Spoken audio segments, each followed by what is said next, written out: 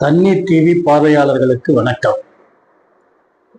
நம்ம சேனலை சப்ஸ்கிரைப் பண்ணாதவங்க உடனே சப்ஸ்கிரைப் பண்ணுங்க. அப்பதான் நம்ம சேனல்ல போடக்கூடிய அனைத்து நிகழ்ச்சிகளையும் நீங்கள் விரும்பக்கூடிய நேரத்திலே அதை ஓப்பன் செஞ்சு பார்க்கலாம்.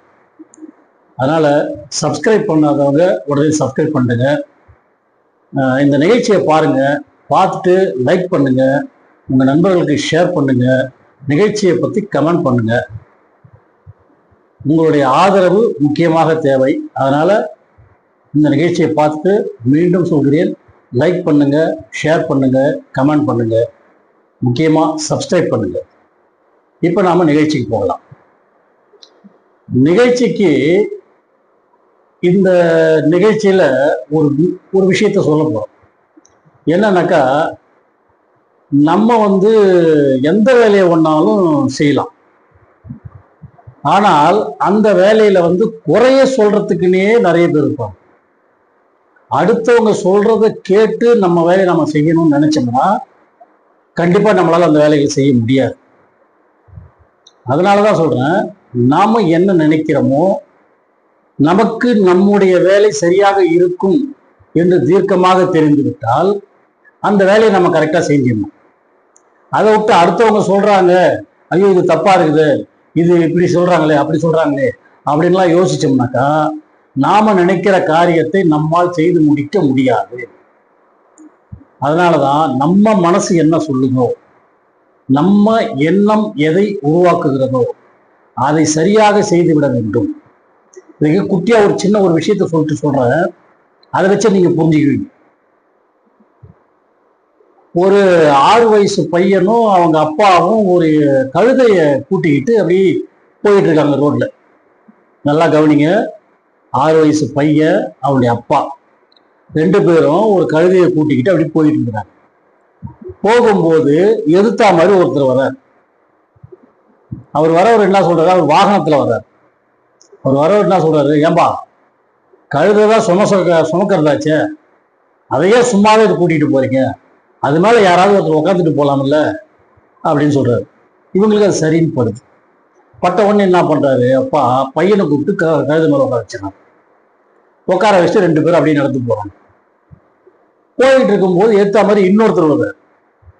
அவரு அதை பார்த்துட்டு, ஏன்பா நீ சின்ன பையன், ஓடி பிடிச்சி விளையாடுறவன், சின்ன வயசு பையன், நீ நடந்து வராம வயசான அப்பாவை நடக்க விட்டியப்பா, அவரு உட்காரலாம் இல்ல அதுல அப்படின்னு சொல்றாரு.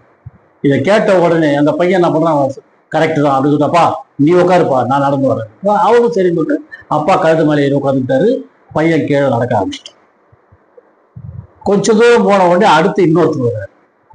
அவர் யோ நீ என்ன மனுஷன், நீ இவ்வளவு பெரிய ஆளா இருக்கிற, நீ ஏறி கழுது மேல உட்காந்துங்க, சின்ன பையனை நடக்க விட்டுன்னு போறீங்க, இது நல்லா இருக்காது அப்படின்னு கேட்டது. உடனே சரி நம்ம 2 பேரும் உட்காந்து போவோம்டா, பிரச்சனை பெருசாக வேணும் அப்படின்னு சொல்லிட்டு அவனையும் தூக்கி கழுது மேல உட்கார வச்சுக்கிட்டு அப்படியே நடந்து போயிட்டு இருக்காரு. போகும்போது ஒரு ஞானி எதிரில் வர்றாரு. பார்த்துட்டு, ஏம்பா நீங்க 2 பேரும் எவ்வளவு கனமா இருக்குங்க, வாயில்லாத ஜீவன், அது மேல ஏறி 2 பேரும் உட்காந்து போறீங்க, இது சரியா இருக்குதா? இது 2 பேரும் கீழே இறங்கிட்டு கழுதையை சுமக்காம பத்திரமா இட்டு போங்கப்பா அப்படிங்கிறாரு. அதுவும் ஒரு ஜீவராட்சி தானே, அதுவும் ஒரு உயிரினம் தானே, அதுக்கு இந்த கஷ்டத்தை நம்ம தரலாமா அப்படின்னு சொல்லிட்டு அவரு போயிட்டாரு. இவங்களுக்குள்ள ஒரே குழப்பம், என்னடா நாம முதல்ல இப்படிதானே வந்துகிட்டு இருந்தோம், ஒவ்வொருத்தரும் ஒவ்வொன்றும் சொல்ல நம்ம செய்ய எல்லாமே தப்பாகி போச்சு அப்படின்றாங்க. இதுல இருந்து என்ன தெரியுது, அடுத்தவர்கள் பார்வைக்கு எது வேண்டாலும் படலாம், அவங்க என்ன வேணாலும் சொல்லலாம், ஆனா நமக்கு எது சரின்னு படுதோ அதை செய்யணும். ஆரம்பத்துல அவங்க 2 பேருக்கும் சரின்னு பட்டது என்னன்னா, கழுதையை கையில பிடிச்சிக்கிட்டு நடந்துதான் போகணும், இதுதான் சரி, கழுதையும் சுமக்க வேண்டிய அவசியம் இல்லை, நமக்கும் காலால் நடக்கிறதுக்கான வாய்ப்பு கிடைச்சது அப்படி நினைச்சிட்டு போயிட்டு இருந்தாங்க.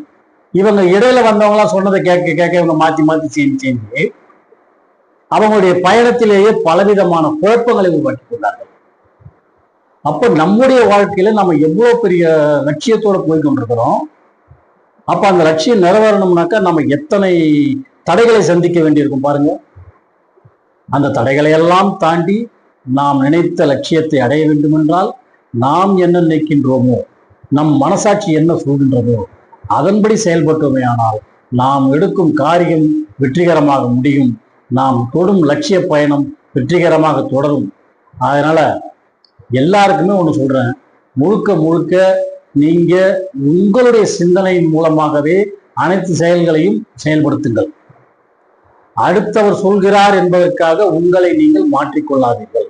நீங்கள் நீங்களாகவே இருந்தால் உங்கள் வாழ்க்கை சிறப்பாக இருக்கும் என்று கூறி விடைபெறுகிறேன். நன்றி, வணக்கம்.